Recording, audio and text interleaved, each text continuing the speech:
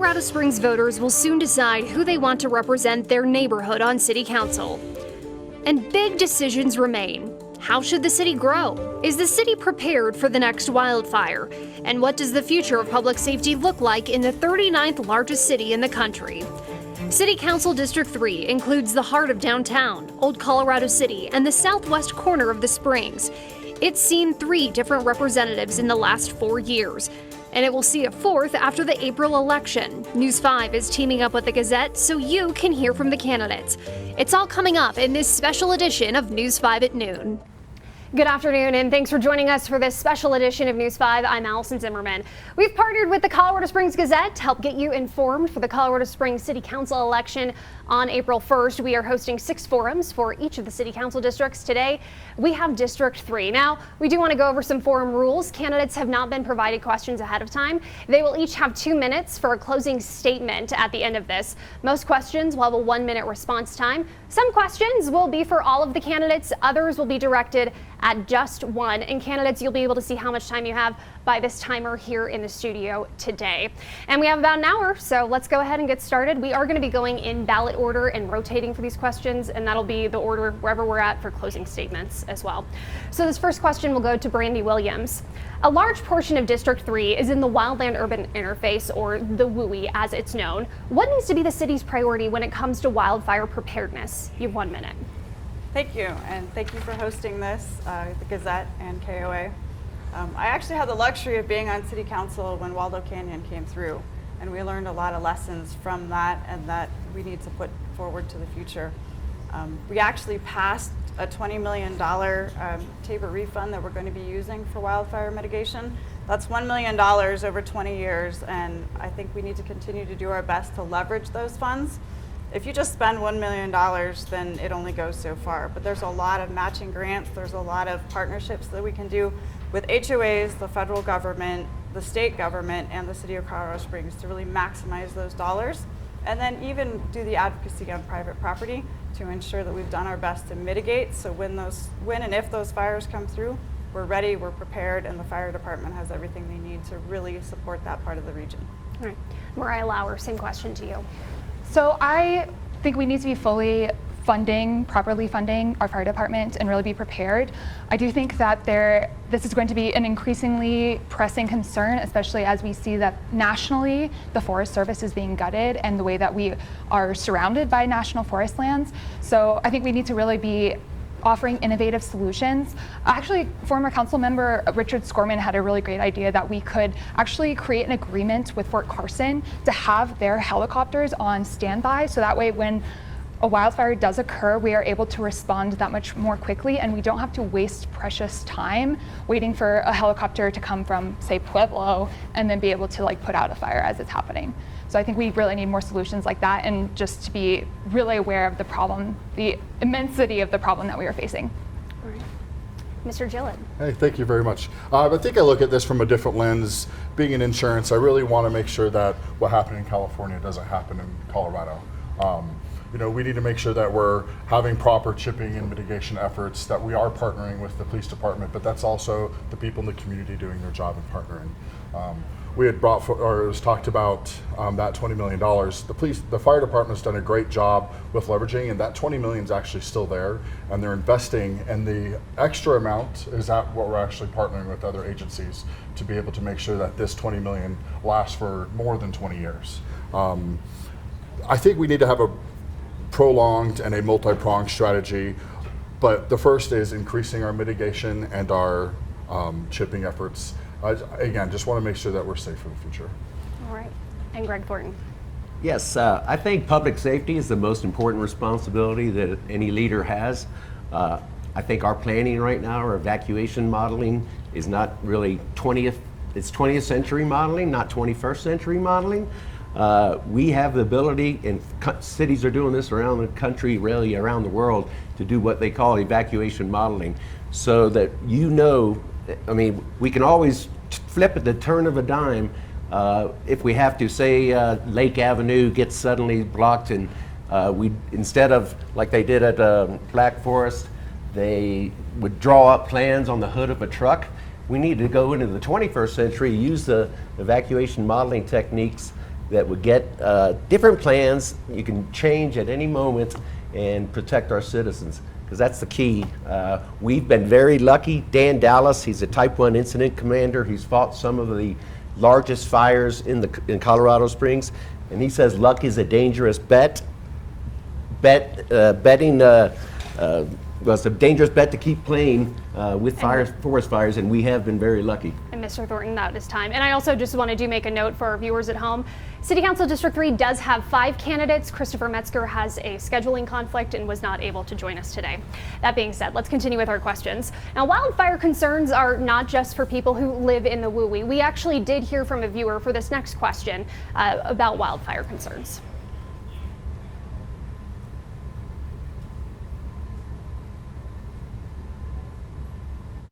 I currently live in downtown Colorado Springs, and I'm wondering, what are the plans for evacuating large numbers of people as well as preserving our beautiful views concerning all the new large multifamily units that are being built? We'll begin with Mariah Lauer for this question. I think we need to be looking to do more urban building that's really focused on actually building community and building relationships between neighbors.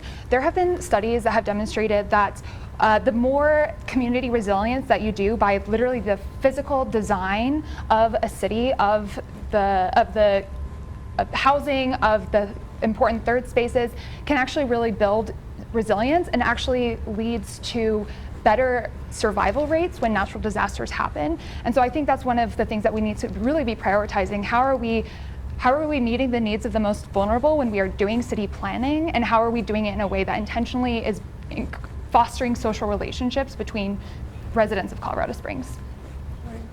And Rick Gillett. Hey, thanks. I just want a 2-part question. What are we doing downtown? Then also, what are we doing to keep our views? Downtown, I was able to speak with Chief Royal, and they're doing an amazing job with their training and how they're predicting the future, knowing that we have, I believe it's 1,200 new apartments coming in downtown that are already approved. They're actually ahead in their training programs. I think we're lucky. We're a national standard for our fire department and how they train and how they actually prepare for things. So as far as what we're doing downtown, I know that they're being proactive on their efforts and then the growth of what the community is going to do. As far as the WUI, how are we going to keep the west side beautiful, to stay for what people want? Again, chipping efforts, our mitigation projects, those are really what we can be proactive with, and that's how we as a community and also how the city through the fire department can help each other and make sure that that stays beautiful. All right. And Greg Thornton. Again, I would go with the evacuation modeling. There are 36 choke points on the west side where you're going to get stuck in traffic typically if we don't have the right modeling and the right planning for evacuating. I-25, 24, those roads are going to be packed, and then it goes back into the neighborhood, so we're going to not be able to get out like we need to. I think the current estimated time is 8.5 hours to evacuate the whole area. That's not, when the wind is blowing 60 miles an hour, that fire moves fast. And we need a better plan so we can get everybody out sooner. So that's what we should be doing. All right. And Brandy Williams. Thank you. This setup didn't really have an opening statement, so I'll take this time to introduce myself and part of my career. I'm a civil engineer, and one of the things that we had to do initially in Colorado Springs is you do what's called fire flow calculations. You make sure that your system has enough water that when those fires come in, you can put them out. Obviously, it takes a lot more energy and time and water to put out a fire than it does to turn on your faucet or to take a shower. So Colorado Springs Utilities has done a fabulous job over the last 100 years, making sure that we have that in our system, we have what we need, and that coupled with evacuation.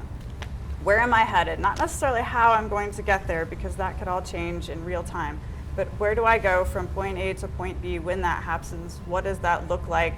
And how we can bring that out to the entire community, I think, is going to be very important moving forward. All right. And this next question will begin with Rick Gillett. City Council will soon be deciding on whether or not to build a 27-story high building downtown. There were discussions about putting building height requirements on the ballot. Do you believe this is something voters should weigh in on? Why or why not? I think we're we're fortunate in this city that we get to look at other cities for the future and look at kind of how they've grown and how they've been purposeful with their growth, but also keeping everything beautiful. We have Salt Lake City just pretty close, and they've kind of gone through this just a few years ago. Really following their model, following how they've been able to maintain a positive growth, but without de-beautifying their area. I think it's just something that we in a city council and then citizens need to look forward. I am never for taking a vote out of the people's hands. I think our job is to really represent the people, but also to allow them to vote when needed. So. Okay. And Greg Thornton. I am against, I'm for the building height restrictions. I think it should go to the voters to determine that. There are many cities throughout this world. Paris, I used to live in the DC area, that have building height restrictions. It hasn't stunted their growth in any way. They're great cities. I was at a meeting, planning board, review board, and a person said that you don't really get blocked with one building there, but if we build one building, we're going to build 10 buildings. And you're not really, and the gentleman said that you couldn't see Pikes Peak in just one little area, but you're really looking to see the entire mountain range. It's a beautiful thing we have here in Colorado Springs. I just drove down Pikes Peak heading into downtown, coming here. It's a beautiful, and I was just picturing 10 different buildings up there, and it would change the whole landscape. And I think the beauty of the city is what we really want to keep here, because that's why the city was founded here. That was Palmer's idea. And Brandy Williams. Thank you. Unfortunately, I think the economy has caught up to Colorado Springs. There was a time, probably 20 years ago, that this building could be built and wouldn't need to be 27 stories to make the math work. But since we survived COVID, post-COVID, we've had inflation. So not only has the price of construction gone up, but the price of actually employing everybody and labor has gone up as well. So in order to make the math work, the building height is starting to fluctuate, and I think we're having a lot of growing pains with that. Definitely want the community's input, would love to hear what people have to say, and I've heard both on the campaign trail. I've heard people saying, I'm ready to be that big city. My cousin actually came from Houston one time, and she'd never seen Colorado Springs, and she looked around and said, it's very quaint, but maybe we're ready for that expansion. But we need to make sure the economics work, and we need to make sure it works for our community. Mariah Lauer.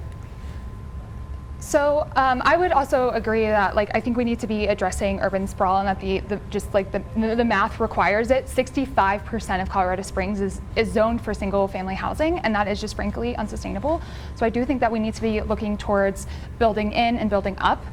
But I am generally always in favor of direct democracy. I think one of the things that makes Colorado so special is it's one of half the states in the country that has this kind of opportunity with ballot initiatives for voters to actually weigh in directly. So I'm always in favor of posing questions directly to the voters, especially when we have a city council that is actively trying to thwart the will of the voters. This next question will begin with Greg Thornton. This past year, the Lodgers and Automobile Rental Tax, or LART, funding was cut for several community events, many of which happen downtown, including Festival of Lights Parade and Western Street Breakfast. Discussions have come up to raise that tax. Would you support an effort to increase it? Why or why not? I would definitely support that. I think our current rate is 2%. You got cities like Houston that are at 17%. I think New Orleans is around that same number. This is a tax that would affect tourists more than it would anybody that's living here. So I definitely would be for it. Some of that money can go for so many different things, public safety, parks. So definitely, I'm on the Parks and Recreation Advisory Board, and one of my colleagues is on the LART board, and we talk about it all the time. They're considering raising that at some point, but they're talking about 2026. I don't know why we should wait. I'd love to get it on the ballot this November if possible. So definitely, I think it'd be funds that we need, just like the marijuana revenue is money that we can use. So I'd definitely be for that. Yes, ma'am. Brandy Williams. You mentioned those cuts, and one thing I've always loved about Colorado Springs is our resiliency. When things happen unexpectedly, we come together and we make sure we get it done, just like the Veterans Parade. We're going to have a lot of issues potentially in this community with cuts that are happening at the federal level, depending upon when those funds come in. And I think one of the things that we're really going to start rallying around is how we all work together. And when it comes to LART, number one is, where is it going currently? Where does the community feel that it needs to go? And if there's not enough funds there, then have the conversation about increasing it. But making sure that we know what buckets it's going to go to before we increase the buckets, so we can have a broad conversation while we're still in, a safe space, as opposed to increasing that and then having those conversations. Let's make sure we know where it's going, so the voters know where it's going, so that then it's as smooth transition as possible. Mariah Lauer. So LART is actually something I worked extensively on when I interned for City Council back in 2015. So I really saw how the process played out with these different community organizations or events applying for LART funds. I do think that we should be looking to increase LART. However, I think we also need to keep in mind the people who are currently staying in motels or other short-term rentals in the city because they've been evicted from their homes, or if they are currently between long-term housing. I think we need to keep that in mind as far as how that additional tax might make it that much harder for them to be able to afford to get into stable long-term housing. Mr. Dillon. I appreciate that. I think this is one of these issues that I have no predisposition either way for, if I want to raise a tax or if I want to keep one. I appreciate that the city has it. I've been at functions that have benefited, and that, like the Parade of Lights, I've been there and wish that it would have continued. We need to look at what are we spending the money on, what does the population want this to go to, and how can it affect the population the most? How can it affect the society, our city at the greatest amount? I'm not opposed to increasing the LART tax if we can show that it's going to give back to us and it's going to uplift the areas that we need it to. All right, this next question will be for Ms. Williams. You previously served on City Council and lost a re-election bid in 2013. Why are you seeking this seat after more than a decade since your time on City Council? You have 1 minute. Well, once I got elected, I never let the community bug go. It didn't matter what position I was in. I was always serving on a board or in some way, shape, or form to really do what I could to advance this community and lead. I sat on the TAC for the Pikes Peak Area Council of Governments. So I sat on that board while I was on City Council, and then when I was the city engineer down in Fountain, I was able to serve indirectly and really look at the broad community. How can we spend these funds? How can we maximize them? I've always wanted to serve, and the opportunity presented itself. I actually applied for Richard's seat when he vacated it, and it just didn't work out then. So I've always wanted to serve. I've always wanted to give back with the experience that I had. And right now, with potentially 6 new districts, I think it's a time that the community needs that experience and that leadership to come to the table to keep us moving in the trajectory that we have going right now. And Ms. Lauer, you've appeared on KOAA speaking about efforts to defund the police. What does that mean to you, and how would that work? You have 1 minute. Absolutely. So practically, we have seen a disinvestment from all the important survival services that cities offer, especially here in Colorado Springs. So we have had cuts to the fire department. We've seen cuts to housing support. We've seen cuts to mental health services, to community programs, to parks, to outdoor spaces. And so what it really means is we actually invest our dollars in the things that make our communities thrive, rather than prioritizing punitive measures that the police typically offer. I think even if you look at the difference between the fire department's homeless outreach program and CSPD's homeless outreach team, there are vast disparities in both how the homeless community actually how they feel with those teams, how like the help that is offered to them. And so I think we just need to really be looking at the things that actually make us a vibrant, thriving community. Mr. Gillett, when it comes to growth, you mentioned protecting neighborhoods from overdevelopment. How would you have voted on some of the recent annexations that have come before council? With the annexations, I don't think all are bad and not all are good. I think you have to take them separately. It's a tool that the city has to be able to extend affordable housing, to be able to give our children, to be able to give our grandparents a place where they can still live in the city and they're not being pushed out. We have to make sure that it's purposeful. We have to make sure it's correct, that we have an infrastructure and a positive growth model. We also need to make sure that it's not on the backs of our civil servants, of our police department or our fire department. We need to make sure that it's paid for prior to these being opened and not after. Again, being pro some of them, but con others, I would really need to look at each individual one to tell you what I would have approved or not. And Greg Thornton, while on the Parks Board, you voted against the Blodgett Master Plan. It has since been approved by the city, and the owner of the Pikeview Quarry has prepared the land in hopes of approval for a donation. Do you still stand by your decision to vote against that plan? I do. I think with the quarry land, I'm not 100% sure that that's safe yet. It's still being worked on. There could be issues down the road with that. I opposed that because I think you got the quarry land that's going to be supposedly turned into a mountain bike park. And then you got the Blodgett open space right next to it. I don't understand why you'd want to do Blodgett open space without already knowing what you're going to do with the mountain bike park. Parking is going to be an issue. The neighbors in that area were very vocal, and I just thought that it wasn't a good decision. Sometimes our city council seems to make decisions like they're 13-year-olds or 5-year-old soccer players, and they're going to make this decision just so they get a participation trophy. I think we need to sometimes slow down and not make those decisions. And I would have voted against the Carmen Line annexation. Recreational cannabis sales will begin in April in the city. Colorado Springs voters approved a tax on recreational cannabis sales in 2022 to go towards public safety, mental health programs, and PTSD programs for veterans. Those are the requirements, but there are a variety of ways that money could be spent. Where would you propose that money go? Ms. Williams, we'll begin with you. Thank you. I would like to look at all of the organizations that we already have in the community and figure out if there's a gap that's missing.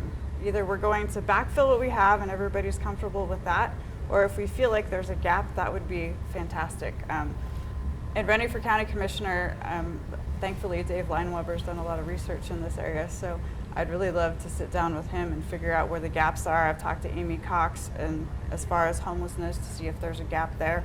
I think if we can use it to backfill what we're missing, I think that would be the best approach, so then we have something holistic as opposed to start something new that we've never done before. Let's just make sure that everybody's funded, we're using it in a way that really gets information out to the community and solving a problem that we can show tangible results.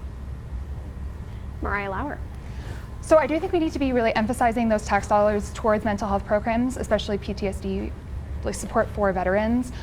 I think they have been really left vulnerable by our city. I think we saw there are a huge number of veterans who were turning out really angry by the city's decision to try to put it again on this April ballot.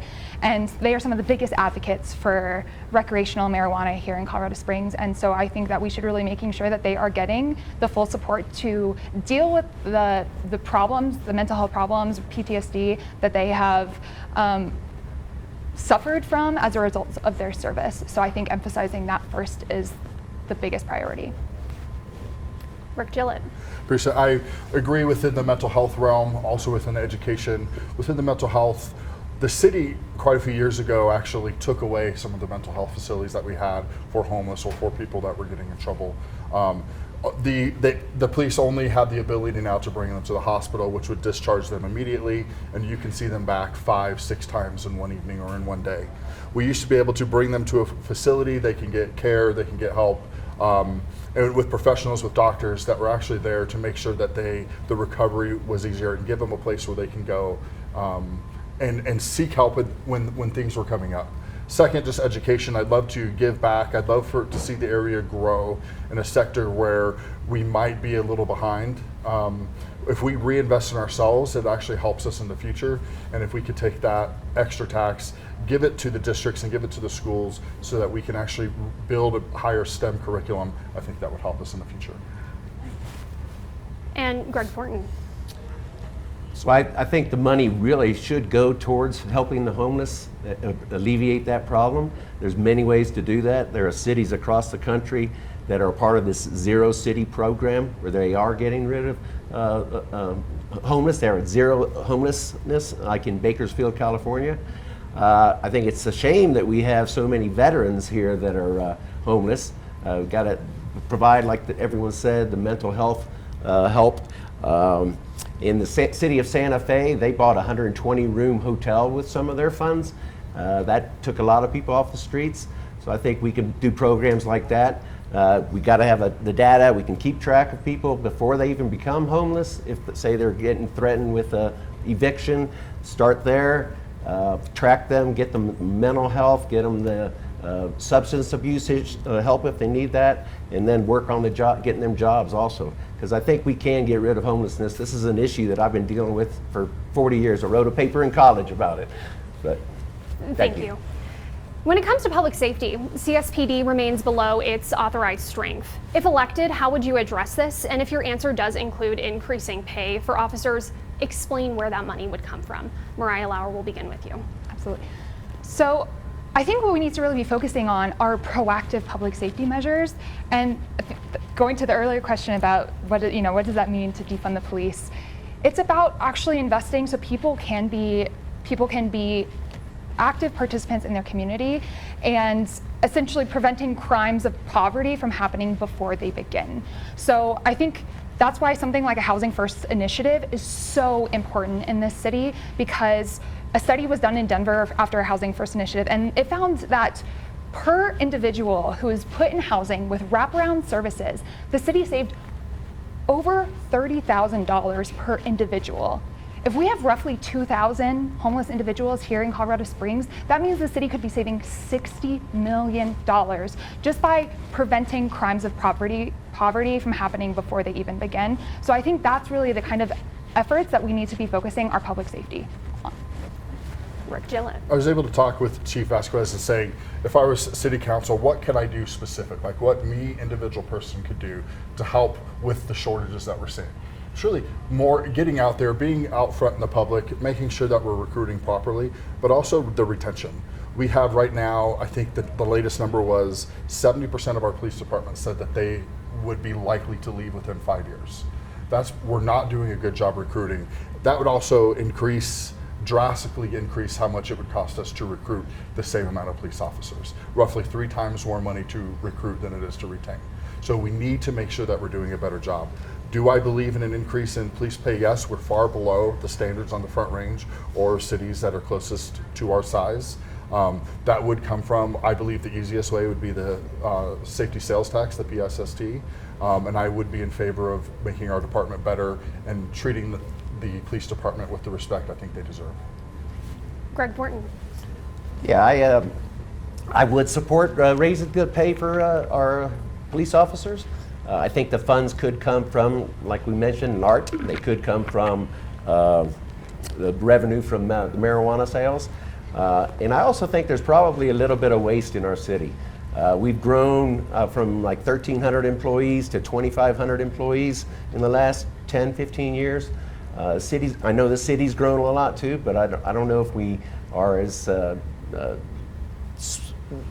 economically working the way we should within the city. I've seen some waste being on the Parks Board, and I think we can probably save some money by, not to quote Elon Musk, but we could get rid of a little bit of some waste here, not in the way that he's doing it though. So that's yeah, I definitely would do that. Our public health, our safety is our number one responsibility, so we need to increase and pay the police officers more. Thank you. And Ms. Williams. Thank you. When I met with the chief, he said we're down 60 officers, meaning we could have 840, we have 780. When I was on city council back in 11, 12, and 13, it was a different conversation at that point in time. We'd gone through the recession and we were just trying to hold fast to where we are. I think in 2025, it's going to take more of an active role as a city council member to really help in the recruitment process nationwide, to bring people to Colorado Springs, to advocate for our community, and really bring them into the fold. It's not going to be something that happens over there. It's really going to be something where you have a conversation, you reach out, you explain how we're going to bring you in, how this is a great community, how everybody loves being here, and what support we can bring, because public safety is number one, public safety is paramount, and we need those additional 60 officers, and it's going to take everybody working together. We'll begin with Mr. Gillett for this question. Recent studies have shown Colorado Springs' homeless population is decreasing about 12% from 2023 to 2024. Mayor Yemi released his 2025 homeless response plan in November. Based on that plan, are there priorities you agree or disagree with, and if so, what are they? I think within the homelessness, it being such a citywide problem, but we really in District 3, I think we have more unique vision to it. We see it on a day-to-day basis. We're in an area where they're really more prominent as far as where they stay for the food. Being a business owner in downtown, also, I think it affects, my wife also is a business owner downtown, and it's something that we talk about, saying, hey, what can we do personally to just kind of help the situation? We have some amazing partners as Homeward Pikes Peak and the Springs Rescue Mission, and those are places they tackle homelessness differently, and I love that they have a unique approach to how they look at a holistic view for everything. It's not a one-size-fits-all, right? We also have the fire department, the police department that do a great job. Our hot teams do a great job. We need to bolster and keep everything safe. We need to make sure that the parks, that the streets where our families walk are safe. And we need to partner with these other entities like Homeward Pikes Peak to make sure that we're treating everybody with the respect that they deserve. Thank you. And Greg Thornton. Yeah, as I meet citizens, I walk the businesses in OCC on Colorado Avenue. I walked around downtown talking to business owners, and their biggest concern is the homelessness issue. It drives away potential clients or customers of theirs. It makes everybody feel unsafe, so it's a big problem. Like I mentioned with that Zero City program that's going on across the country, we got to get everybody that's potentially homeless or already homeless in the system and get them the help they need. We can definitely get rid of homelessness. I don't really think it's something that the richest country in the world should have homeless. It's a kind of a disgrace, so I would work on that from day one. Brandy Williams. I appreciate the fact that Amy Cox is willing to come back to Colorado Springs and help us with this issue. And I had the luxury of talking with her about it. And what she mentioned, and I think if we make a priority as an entire community, is to essentially stop homelessness in its tracks today. There's about 5,000 people that fit, in the variety of that category. But if somebody had a house yesterday, and they would love to have a house tomorrow, but something is happening today, if we can interject into that, then we at least keep that number the same. Then we can deal with it as, a different level, because there's chronic homeless. There's some people are just very comfortable where they are, and then there's, the different layers, and if we can attack the layers as they come and really address the needs of the people, then we can put them into the individual locations, but we can't do a one-size-fits-all. Marie Lauer. I will say, as somebody who talks directly with people who are experiencing homelessness, last year during the severe freeze, I helped set up and organize an emergency warming shelter. I have people camping 100 feet from my house. So I talk to people all the time. I know personally know quite a few individuals who were not counted in this year's point in time survey. And so I think that the numbers, we don't actually have an accurate assessment of how many people are actually on the streets at this time. But yeah, ultimately we are paying more to be cruel to people than prioritizing policies like Housing First that is both compassionate and cost effective. And so I think that's why we need to be emphasizing just actually getting people into housing. It's not magic. We can just house people and they're no longer homeless, and our city will be so much safer for it. So I also think that we need to be, actually kind of what Brandy was just speaking to, we need to be intervening before homelessness happens by expanding and protecting renters' rights before they become unhoused. Thank you, Ms. Lauer. This next question will come from a viewer. We're going to kind of shift our discussion into more growth questions. So we'll go ahead and play this for you.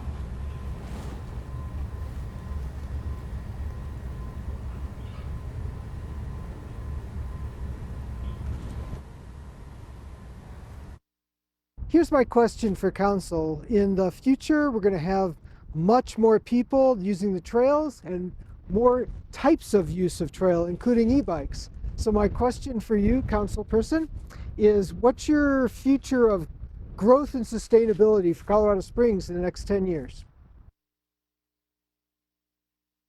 Talking about just on trails or everywhere? Overall. I think, Okay. yeah, it was Well, I think we should definitely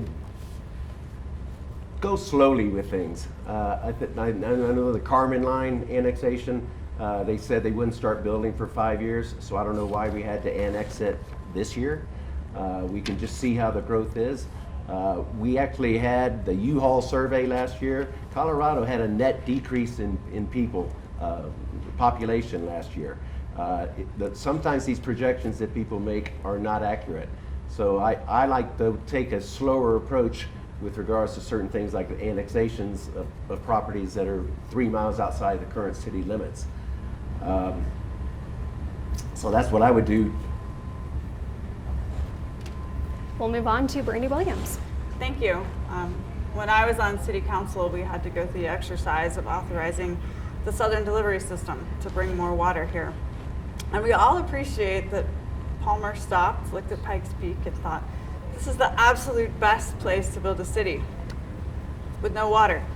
So it has been an uphill battle ever since, which is another reason we're so resilient here. So I would definitely work with Colorado Springs Utilities, get an idea of what SDS is going to bridge for the next 5-10 years, and then look further.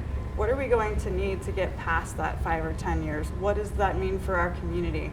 And do we need to entertain reuse? And just so everybody knows, the reason you start these projects so early is because there's so much work that has to be done in the background before that first house is even constructed, and it takes sometimes 5 or 10 years to get from here to there. So being proactive and seeing where we're headed. Ms. Lauer. So my background is actually climate policy and advocacy, so this is something that's incredibly important to me. Our main source of water is the Colorado River, which is increasingly becoming more and more stressed by climate change. It's also the source of conflict between most states in the Intermountain West, as well as internationally. There are disputes about rights to the water in the Colorado River between the United States and Mexico. So I think we need to be really looking to the future and anticipating this crisis before it happens. And I think that if we are really trying to be smart about how we can make Colorado Springs a better city on climate and developing climate resilience, we can also be using that as an opportunity to create jobs here in the Pikes Peak region. We could be retrofitting homes to make them more sustainable. We could be encouraging alternative forms of public transit that's not just single-user cars. I think it's something that poses a problem and an opportunity at the same time. And Rick Gillett, excuse me. To paraphrase the questions of being about parks and trails and infrastructure growth. We have a program, TOPS, where we're able to actually take funds and then go buy parks, trails, keep it purposeful, keep it something where it's beautifying Colorado Springs, where we want to continue, we want to keep it safe. It's a reason that we all love to live here, the parks and trails. I think just today there was something passed where we're now allowing Class 1 bikes on trails within Colorado Springs. I love that we're able to give people that maybe don't have the ability normally, an ability to go and actually be involved within the environment, be involved within our parks and trails where they possibly could not have before. As far as some of the water, Colorado Springs Utilities has done an amazing job. It's so beautiful here. It's where everybody wants to be, but we have to look. We don't have a steady inflow of water all the time. We're able to go out, bring water in, and they have decades of plans in the future where we know how we're going to get water and we know how we're going to keep water within the citizens so that we can live. So it's something that we know in the future where it's coming from. And we're going to continue this discussion on water, by the way, bringing up the recent Carmen Line annexation. That was something that we heard for those opposed to this annexation, is the debate over water access. So should City Council revisit its water ordinance approved in 2023 to keep the water supply at 128% of demand before an annexation can be approved? Brandy Williams will begin with you. I would take the opportunity to meet with Colorado Springs Utilities and marry that ordinance with our water supply and with our future plans. I haven't had time to do that, so I'm not sure how I would agree or disagree with that, but to piggyback on my last answer is where are we going? Where's the water going to come from? And it really has to be a state issue, the whole state. There's a lot of our water that comes from the western slope and makes its way over here, and we have to have those conversations interstate. Again, federal government may or may not be getting involved here shortly, making sure that we're in line with their plans, but really looking at the state holistically and how agriculture water is used, how domestic water is used, and again, making sure that we have enough fire flow to protect our city. All is very important as we look for our future growth. Ms. Lauer.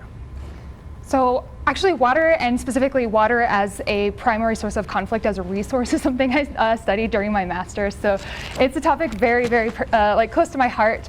But yeah, I think ultimately the 128% is not sufficient, because I think we can't adequately plan, or we can't really adequately know in the future what our snowpack is going to look like, how high the Colorado River is going to be. So I think we need to be much more cautious when it comes to annexations, because I think especially Carmen Line was very short-sighted with it, specifically with regards to water. Rick Gillett. I appreciate that. I was able to meet with the team of Colorado Springs Utilities and talk about the Carmen Line. I really just talk about water, which was something that I thought was really important. I think it's important to a lot of people when I go and knock on doors. They bring up water, and are we okay? Some of them think no, some of them think yes. Speaking with Colorado Springs Utilities, they had a different view, and they had a different viewpoint of how growth could happen and what annexations they thought were good and were bad. These are professionals. You have to take their opinion into account whenever you're going to vote on something.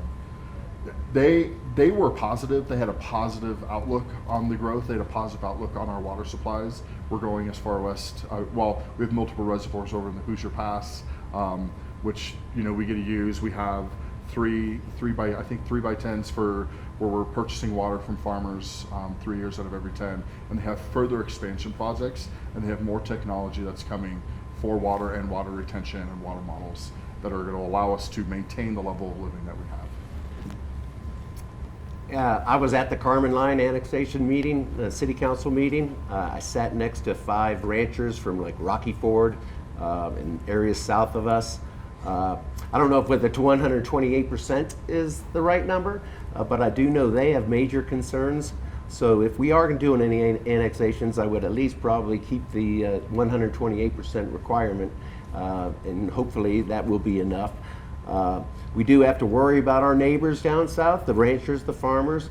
We use the water, make it clean for us to use, and then we send dirtier water down south. Lots of cases they can't even use that water because it's too dirty to water their crops. So we need to be good neighbors, because they may change who they want to sell their water to going in the future. So we need to be good custodians and good neighbors with our people that we're getting the water from. Ms. Lauer, we'll begin with you for this question. City Council, as you all are likely aware, also serves as the Utilities Board, which last year approved a 5-year rate increase for utilities customers, citing a need to accommodate state regulations as well as growth. How will you balance the impact of rate increases on customers and the need to accommodate this infrastructure for growth? You have 1 minute. I think ultimately we need to be trying to prevent the need for these rate increases from happening, especially if we are pursuing this unsustainable growth through continuous urban sprawl. So I think ultimately, we need to really address that first, because I think that's ultimately the problem that's leading to things like rate increases. Being responsible for all of this infrastructure that we are building further and further out east of the city is really putting the onus on the city and the developers are able to just walk away with the profits. So yeah, I think we need to really address the growth first, and that's how we can really help mitigate the impact on ratepayers. And so are you saying developers need to pay more? Yes, absolutely. Okay. And Mr. Gillett, same question. Thank you. I appreciate Colorado Springs Utilities and what they've done, and really the 5-year plan. It's given at least a clear view on what's going to happen. I don't think we've really had this before, where we can look for 5 years and know exactly how we're going to increase and what we're going to be increasing. They've done an amazing job at buying with our futures, with our gas futures, and selling. I think we're the first or the second largest gas company in the state of Colorado, because they've done an amazing job at making sure that our rates can stay as low as they can. There's a team of people that all they do is make sure that we're not paying too much. I think we're paying below what Denver's paying. We're paying below what other cities in the Front Range are paying, because we have a system created by the city that's a nonprofit that makes sure that they're looking out only for the citizens of Colorado Springs. We know we have to renew our infrastructure. We know we have to put money into it, but I like that this 5-year plan shows us the path and the map that we're going to do it with. Greg Thornton. I think a lot of these infrastructure changes that we're going to have to do are coming down from the Denver. I think Travis, he's the head of the CEO at CSU. He's asked for an extension that we don't have to meet those hit that renewable energy number by 2030. He's asking for an extension. I think that's probably a wise thing, because I don't want to have these these rate increases going up like they have been going. So we may have to push back a little bit against Denver to make sure we're not being forced to do things that will cost our taxpayers a lot more money in their bills. Thank you. Due to the 2008 recession, we have an epidemic of not spending maintenance dollars, because there weren't maintenance dollars to spend. So I appreciate the fact that Colorado Springs Utilities has realized this is where we're headed in the future. And I know it's a tough pill to swallow, but it's much better to prevent a huge catastrophe as opposed to try to fix it when it gets here. Actually, when I was on City Council previously, I asked if I could help with the energy cost adjustment and the gas cost adjustment, which I know probably doesn't mean much to the community. But when I was a citizen watching our rates go up, down, up, down, up, down, up, down, I thought somebody's got to get a handle on this. So I worked with Bill Cherrier, the CFO, and I met with them monthly to make sure that we did everything that we could to keep those spikes at a minimum. And if elected and Travis Steele will let me, I would love to do it again. We'll begin with you, Mr. Gillett, for this question. Conversations have come up recently about increasing City Council pay. The annual stipend, as I'm sure you're all aware, is around $6,000. Should that pay be increased? And if yes, how should it be funded? Thank you. Thanks for starting with me on this one. Years ago, this came up, and I voted no. I voted no to not increase City Council pay, because I really believe that it was the duty of a citizen with the knowledge and the experience that they have to give back to the community, give back around them. It's something that I do on a day-to-day basis within education, within just child development. It's something that's near and dear to me, that you should give back to the community around you. That being said, I think $6,000 is quite a stretch from the amount of work that you do. I don't know what dollar amount I would put there. I'm okay with it being at $6,000, but I also know that there's really smart people out there that should deserve the same chance as me to be able to represent their community, and I would be open for discussion on how that would look. Mr. Thornton. I would definitely support increasing the salary. There's a lot of people that cannot run for this position because of that salary. County commissioner pays what, $140,000 a year, and we have probably as much responsibility or even more than they do, and we're only getting $6,000 a year. So I would definitely be for it. I think the pay would come from, I think we could find some fat in the budget that we can decrease. So I think we get the money from there.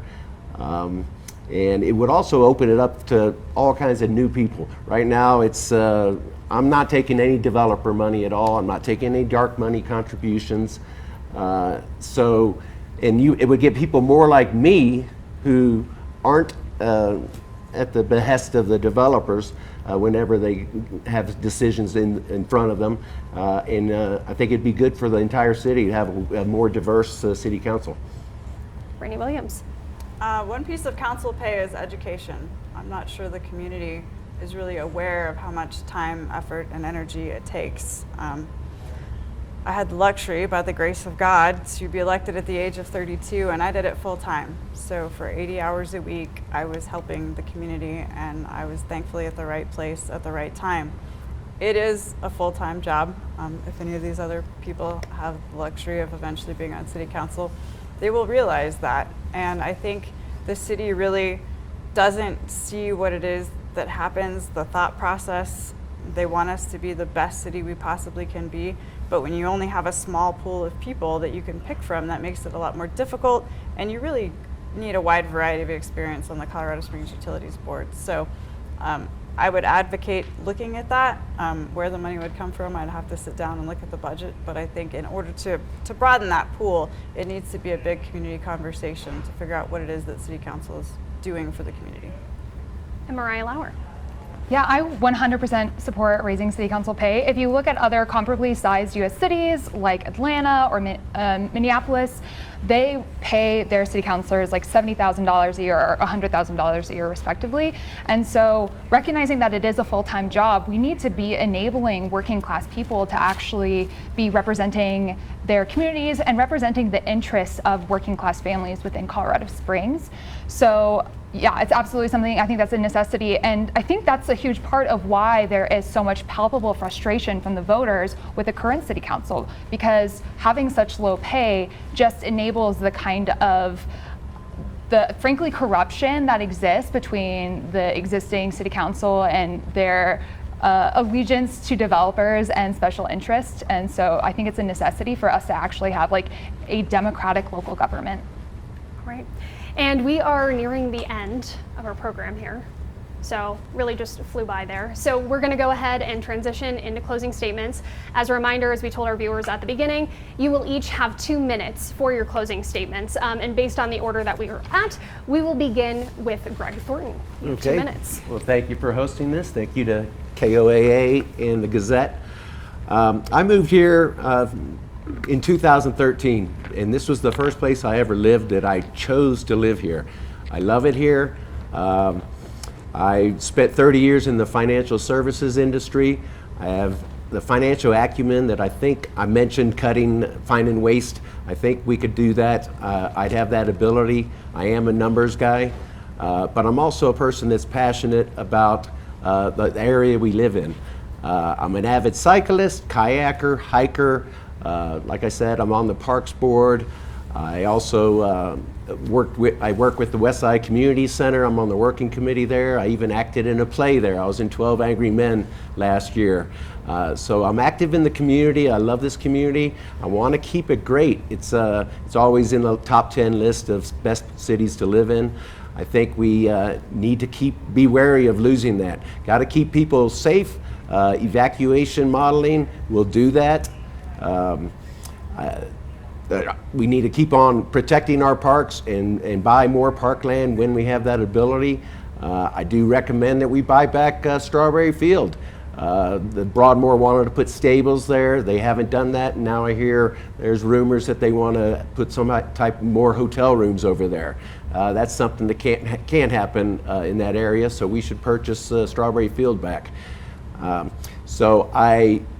Like I said, I don't take developer money. I'm competing against people that have gotten 50 times more money in donations than I have. So I ask for your support if any way you can. You're going to see a lot more signs, get a lot more text messages, get flyers in the mail from people. But I think I have the freshest and the best ideas. So I'd appreciate your support. There's my website, www.gregforcos.com. Thank you. Brandy Williams. Thank you. I can't tell you why my family came over from England and traveled to this part of the country and landed in the late 1800s, but they did, and I'm glad that they did. My grandfather was born here in 1900, my dad was born here in 1933, and my family's called Colorado Springs home for 125 years. And that's why I'm sitting here today, because this is the city that I love. This is the city that has served my family, and I would love to serve the citizens of District 3.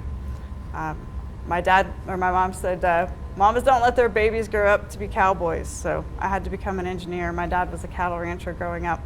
I went to Carnegie Mellon, got my civil engineering degree, and then came home because this is the city that I wanted to give back to and really serve. I had the luxury of being elected to City Council in 2011. I helped transition the Memorial Health System to the billion-dollar industry that it is for our community today. I helped set up the Pikes Peak, or the Colorado Springs Health Foundation, which now gives back year after year after year. And I would love to serve this community again. What I've heard the big issues are for District 3 are public safety. Public safety is an issue in District 3 and it's an issue citywide. And I'm looking forward to working with the police chief to really backfill those 60 officer positions. Potholes are always paramount in Colorado Springs. We have a freeze-thaw cycle. A lot of people move here from California and wonder what happens. That's what happens. It freezes and thaws and our asphalt falls apart.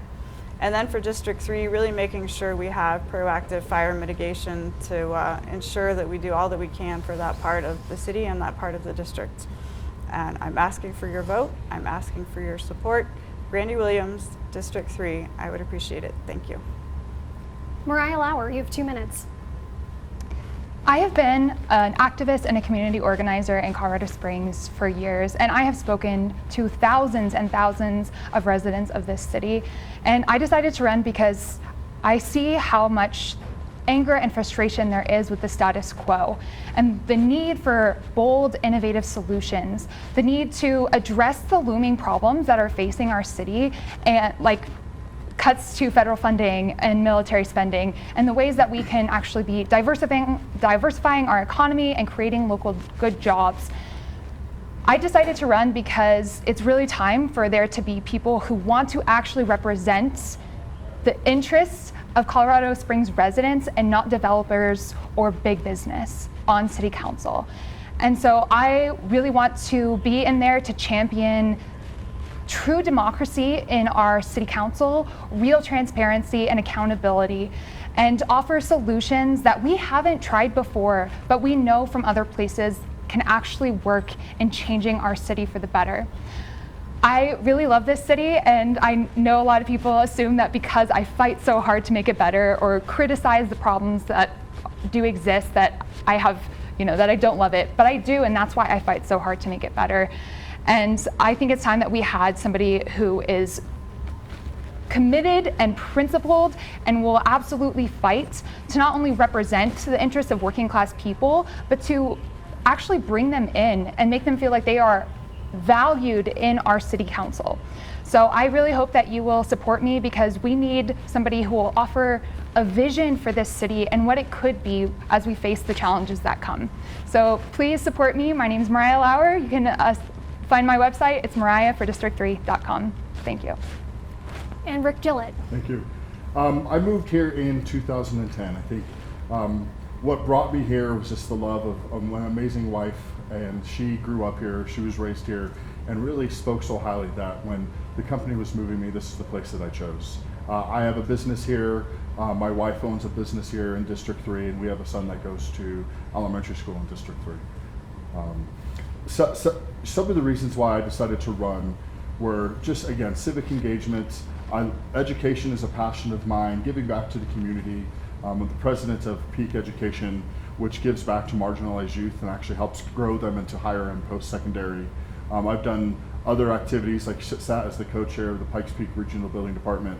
And then I have personal projects. I love the rodeo. I love the entire Colorado Springs life and the lifestyle that it's able to give me and my family. When I'm knocking on doors, when I'm meeting people in the community, they are telling me what's important to them, and that's public safety, that's security, making sure that our police force has the tools that they need and has the ability and the backing of its citizens to be able to grow. The fire department, that they know what's going on in the future, that if we do have annexations, that they're not coming in from behind, but they're coming in ahead of it. That they're funded the way that they need to be so that they're set up in the future where there's not going to be a safety issue for families that are growing in an area that is growing fast. Last is parks and trails.